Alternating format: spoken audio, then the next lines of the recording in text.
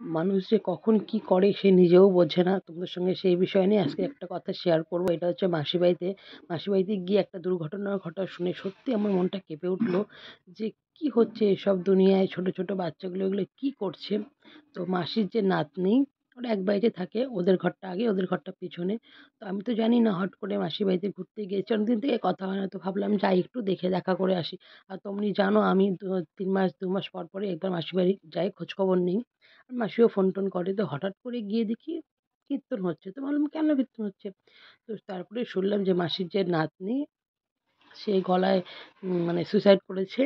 তো 7-8 এ পড়ে। তো শুনে তো আমার কি বলবো, মানে পায়ের তলা থেকে মাটি চলে গেল। আর আমি জানি না হট করে, আর আমি এসব একটু কমই যাই। তো শুনে আমার মানে কি বলবো, মনটা এতটা খারাপ হলো। আর ওর সঙ্গে আমার ভালো কথা-টথা হতো। মানে আমি যখনই যেতাম ওরাও আসতো, আসে আমরা গল্প করতাম। আর আমার ভিডিও দেখতো, ও আমাকে বলতো যে, "দিদি তুমি ভিডিও খুব ভালো করো।"